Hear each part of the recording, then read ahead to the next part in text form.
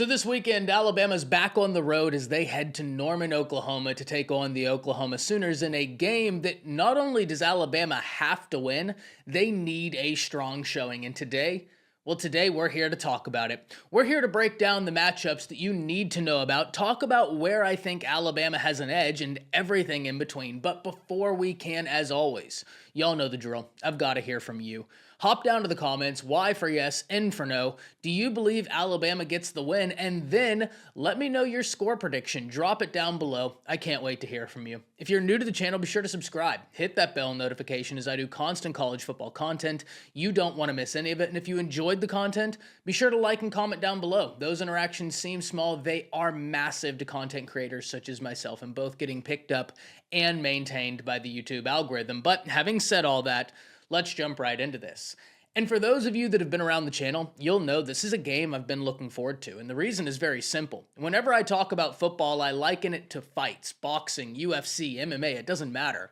Styles make fights. And this is a game in which Oklahoma is led by a defensive-minded head coach, and Oklahoma's defense has been a really great spot of that team, particularly their front seven. That has been a really fun front seven to watch. Alabama, on the other hand, is now led by an offensive-minded head coach, and they find themselves in the top 10 scoring offenses in the nation. That's the type of matchup that I look forward to. And we've talked about this several times this year. Whenever Alabama is playing a team with a really good defense led by a defensive-minded coach, I'm excited about that because the chess game within the game is going to be a ton of fun to watch. Now, unfortunately, going into the year, I think a lot of people thought Oklahoma would be better than they have been this season. And this is a deeply nuanced conversation. When you look at Oklahoma, they have a CVS list of players that have been injured. Mix on top of that, quarterbacks that have struggled, and then an offensive coordinator who was let go midway through the year. It's easy to understand why the offense in particular hasn't been as good or near as good as many people expected. But this is a weekend in which Oklahoma is going to try and make a statement. It's the last home game for several of these seniors, and several of these seniors have been major leaders for this team. Looking at a Danny Stutzman.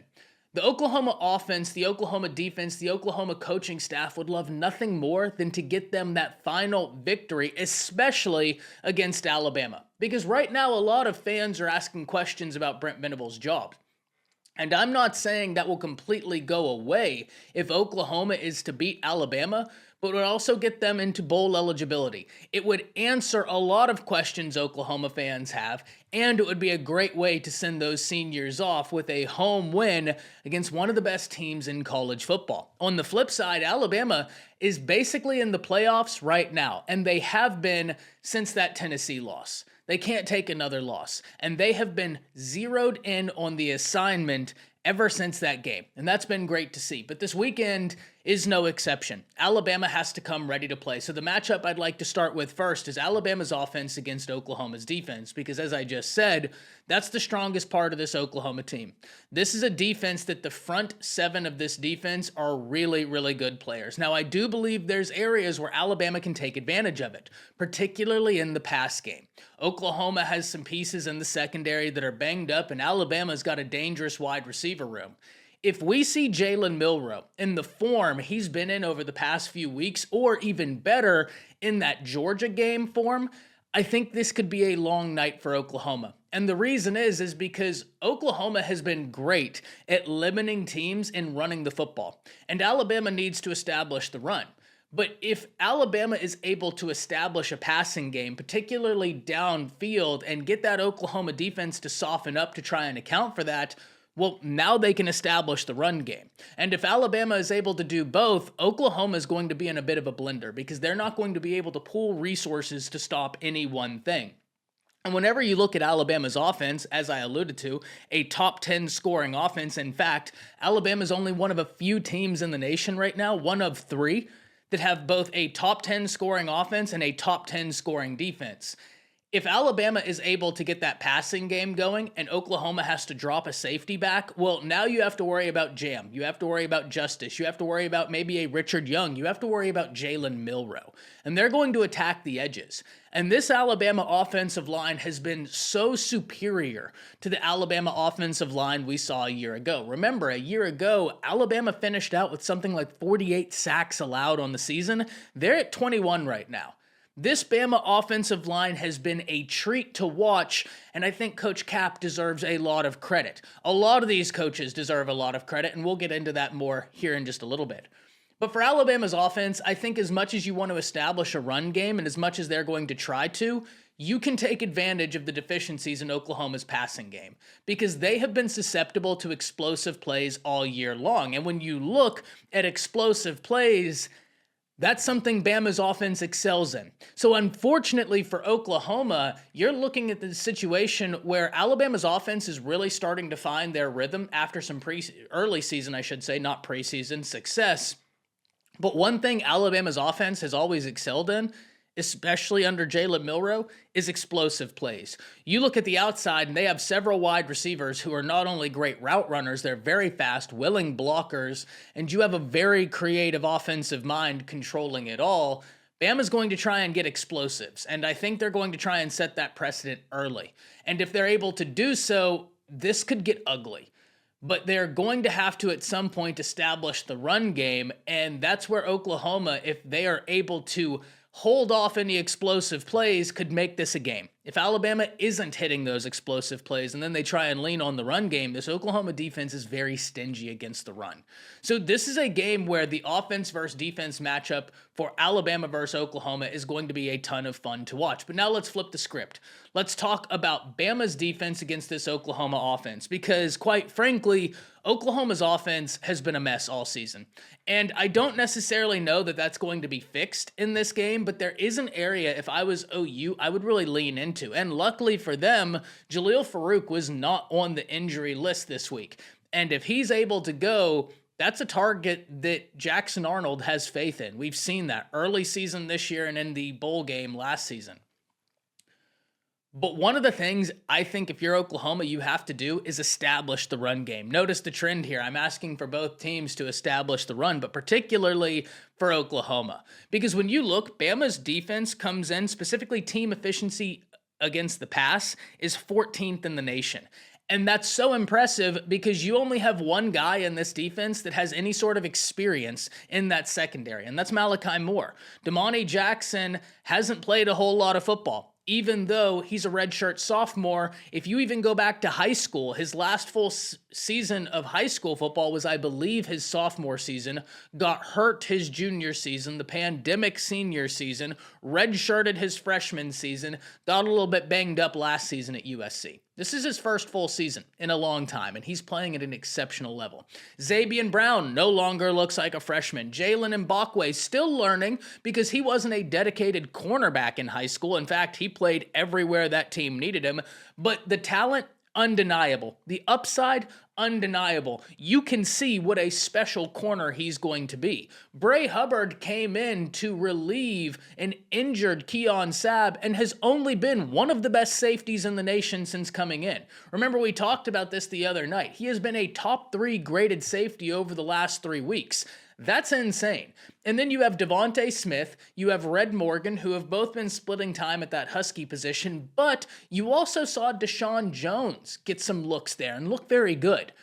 We need to give a lot of credit to Mo Linguist and Colin Hitchler for the work they've done in this secondary because it has been a true treat to watch this secondary grow to now being one of the better secondaries in the nation. They're taking the ball away, they are playing stingy, and the growth of every single one of these players is a credit to the exceptional coaching job we've seen. And so I've been very pleased with what I've seen. And this was an area where a lot of people had questions. Remember this.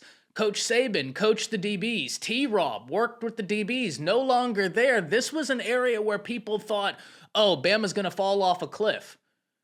And you can't even say these guys are quote-unquote Saban coached. The only one that was Malachi Moore in this secondary.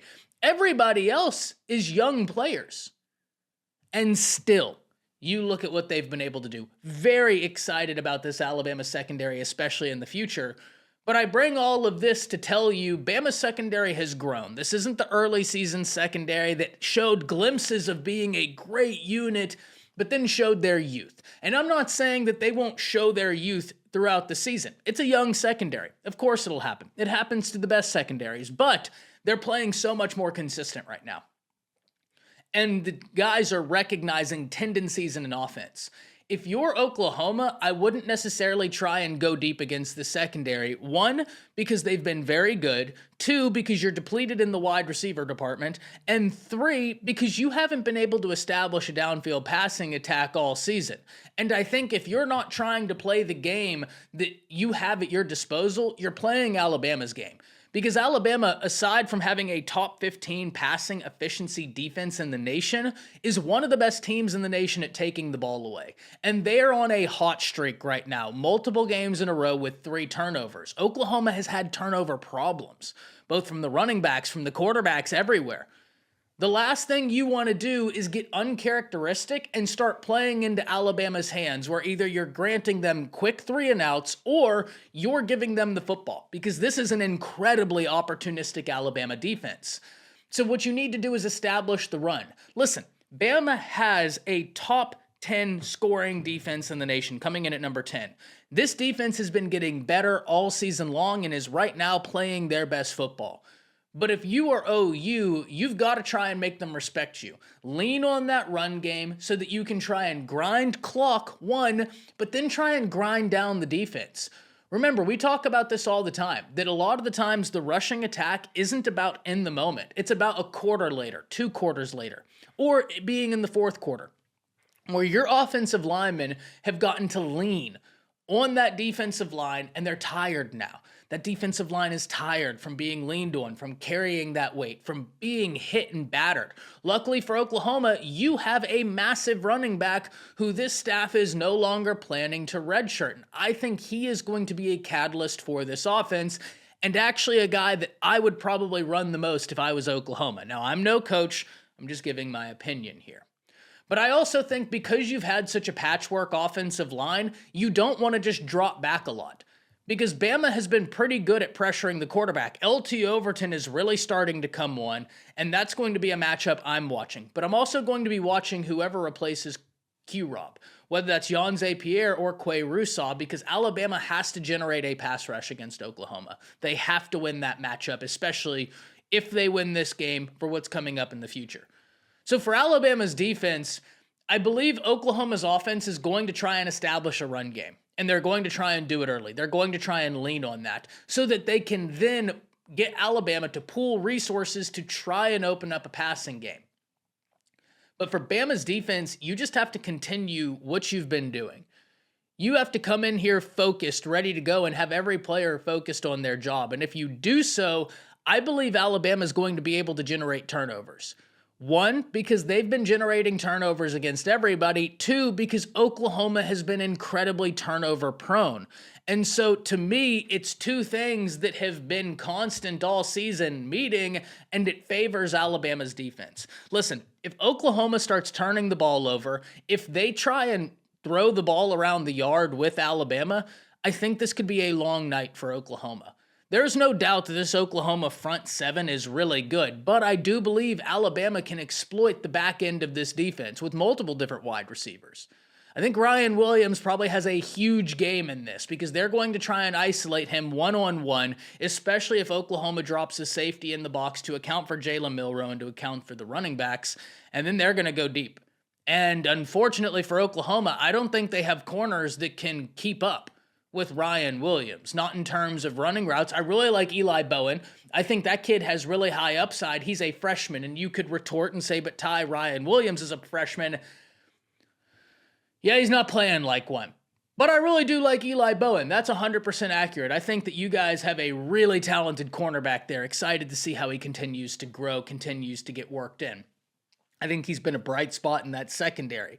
But I wouldn't want to leave any corner one-on-one with Ryan Williams because we've seen him cook guys that have been in the SEC for years, guys that are going to play on Sundays, and they're turning around and looking at Ryan Williams run past them. Go back to Wisconsin, one of my favorite cornerbacks in the nation, Ricardo Hallman, a guy who had 7 interceptions last year, got cooked by Ryan Williams, 17-year-old. So for Oklahoma, you've got to establish a pass rush. You've got to get to Jalen Milroe. And then if you do get Jalen Milroe off his spot, now you've only done half the work. You then have to either sack him or B, stay disciplined in your rush lanes if he takes off. Because it's one thing to get Jalen Milroe out the pocket. But if you get Jalen Milroe out the pocket and now all of a sudden all discipline goes out the window, you're going to look up and he's going to be streaking down the sideline.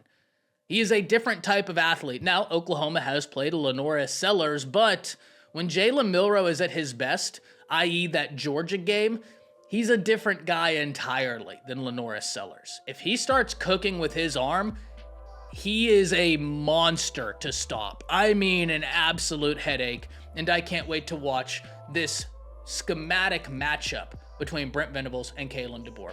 So hop down to the comments. Let me know what you think the end score is. I can't wait to hear from you. That's it. See ya.